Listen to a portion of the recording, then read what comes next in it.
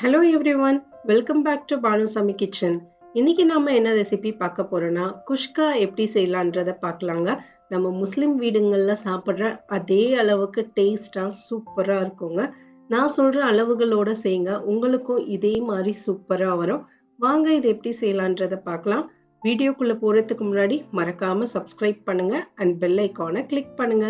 இதோட ingredients list எல்லாமே நான் கீழே டிஸ்கிரிப்ஷன் பாக்ஸ்ல கொடுத்துருக்கேன். அதையும் மறக்காம செக் பண்ணிக்கோங்க.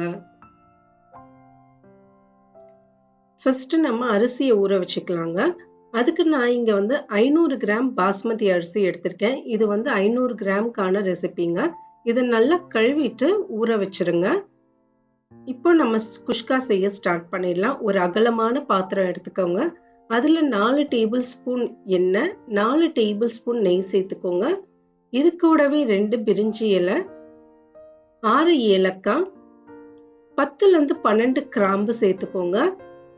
இது கூடவே ஒரு 2 இன்ச் அளவுக்கு பட்டை, கொஞ்சமா கல்பாசி சேர்த்துக்கோங்க.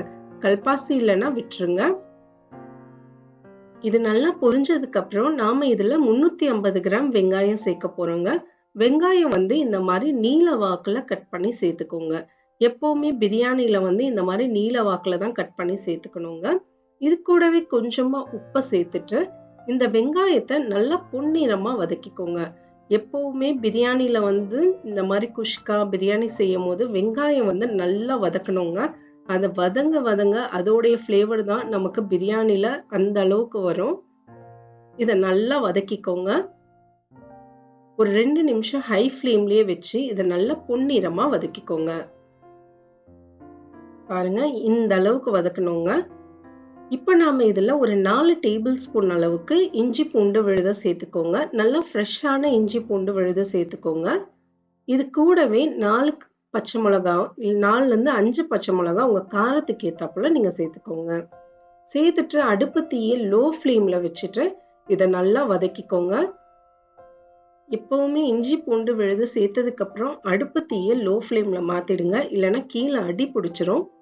இதை நல்லா ஒரு நிமிஷம் அதோடைய பச்சை வாசனை எல்லாம் போற அளவுக்கு வதக்கிக்கோங்க. பாருங்க, இந்த அளவுக்கு வதக்கினா போதும். இப்ப நாம இதுல ஒரு கைப்பிடி அளவுக்கு புதினாவும், ஒரு கைப்பிடி அளவுக்கு கொத்தமல்லி தலைய நல்லா கழுவிட்டு இதுல சேர்த்துக்கோங்க. கழுவிட்டு நல்லா அதை சாப் பண்ணிட்டு இதுல சேர்த்துக்கோங்க. நீங்க எந்த அளவுக்கு கொத்தமல்லி புதினா போடுறீங்களோ அந்த அளவுக்கு ஃப்ளேவரா இருக்குங்க. இதை நல்லா ஹை ஃப்ளேம்ல வச்சு ஒரு நிமிஷம் வதக்கிக்கோங்க. அந்த இலையெல்லாம் நல்லா சுருங்கி வர அளவுக்கு வதக்கிக்கோங்க. பாருங்க, நல்லா வதக்கிட்டோம். இப்போ இதுல நம்ம தக்காளியை சேர்த்துக்கலாம். 350 கிராம் வெங்காயத்துக்கு 250 கிராம் தக்காளி சேர்த்துக்கோங்க. தக்காளியை இந்த மாதிரி நீல வாக்குல கட் பண்ணி சேர்த்துக்கோங்க. சேர்த்துட்டு இந்த தக்காளி நல்லா குழையிற அளவுக்கு இதை நல்லா வதக்கிக்கோங்க. ஒரு ஹை ஃப்ளேம்ல மீடியம் ஃப்ளேம்ல மாத்தி ஒரு 2 நிமிஷம் இதை நல்லா வதக்கிக்கோங்க. அந்த தக்காளி நல்லா குழஞ்சி வரணுங்க.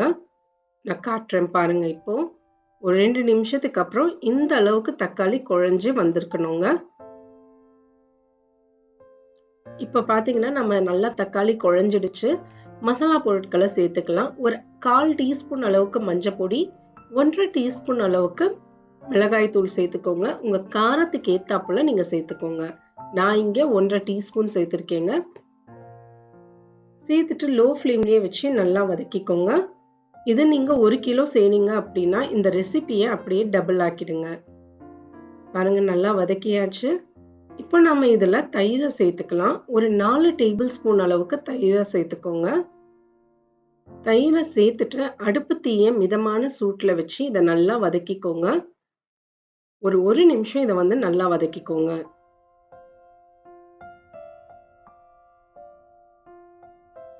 பாருங்க, நல்லா வதக்கியாச்சு. இப்போ இதை லோ ஃப்ளேம்ல ஒரு நிமிஷம் அப்படியே வச்சிருங்க. அதோட எண்ணெய் அப்படியே மேல அழகா பிரிஞ்சு வரும். பாருங்க, அழகா பிரிஞ்சு வந்திருக்கு. இப்போ நம்ம இதுக்கு தண்ணி சேர்த்துக்கலாங்க. 1 கப் அரிசி எடுத்தீங்கன்னா 1/2 கப் அளவுக்கு தண்ணி சேர்த்துக்கோங்க. ஏன்னா பாஸ்மதி அரிசிக்கு ஒரு கப் அரிசிக்கு 1/2 கப் அளவுக்கு தண்ணி சேர்த்தா போதுங்க.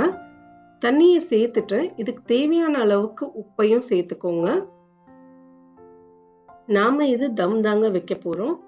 உப்பை சேர்த்துட்டு இது நல்லா கொதிக்கட்டுங்க. தண்ணி நல்லா கொதிச்ச பிறகு நாம இதுல அரிசியை சேர்த்துக்கலாம். ஹை ஃப்ளேம்லயே வச்சு இதை நல்லா கொதிக்க விடுங்க. ஒரு 2 நிமிஷம் இதை நல்லா கொதிக்கட்டுங்க. தண்ணி இந்த மாதிரி கொதிச்ச பிறகு நம்ம ஊற வச்ச அரிசியை வடிகட்டிட்டு இதுல நீங்க சேர்த்துக்கோங்க. பாஸ்மதி அரிசி இல்ல அப்படின்னா நீங்க நார்மல் அரிசி கூட சேர்த்து செய்யலாங்க. இல்லைன்னா சீரக சம்பால கூட செய்யலாம். டேஸ்ட் நல்லாவே இருக்கும்.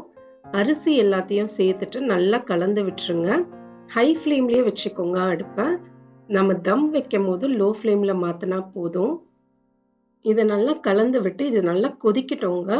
தண்ணி அப்படியே அந்த அரிசி தண்ணி ஃபுல்லா உறிஞ்சிடும். அப்போதான் நம்ம கரெக்டா தம் வைக்கணும். தண்ணி நிறைய இருக்கும் போது நம்ம தம் வைக்க கூடாது. பாருங்க, தண்ணி அப்படியே கொஞ்சம் கொஞ்சமா ஃபுல்லா அரிசி உறிஞ்சிடுச்சு. இப்போ நம்ம தம் வச்சிடலாங்க. கீழே ஒரு தோசைக்கல்லை வச்சுக்கோங்க. அதுக்கு மேல இந்த பிரியாணி பாத்திரத்தை வச்சு ஒரு தட்டை போட்டு அதுக்கு மேல ஏதாவது சுடு தண்ணியோ இல்ல வெயிட்டான பொருள் ஏதாவது வச்சிருங்க. வச்சுட்டு லோ ஃப்ளேம்ல 10 நிமிஷம் நீங்க அப்படியே தம் வச்சிருங்க. 10ல இருந்து 15 நிமிஷம் வைங்க தம்மு. 10 நிமிஷத்துக்கு அப்புறம் ஒரு 5 நிமிஷம் அப்படியே வச்சிருங்க. அது ரெஸ்ட்டுக்கு கொடுங்க. 5 நிமிஷத்துக்கு அப்புறம் நம்ம ஓபன் பண்ணி பார்ப்போம்.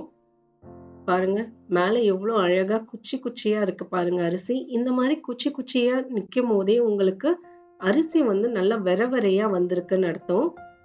சைட்ல இருந்து கொஞ்சம் கொஞ்சமா இந்த மாதிரி எடுங்க. பாருங்க, கொஞ்சம் கூட குழையாம எவ்வளவு அரிசி வெரையா வந்திருக்கு பாருங்க.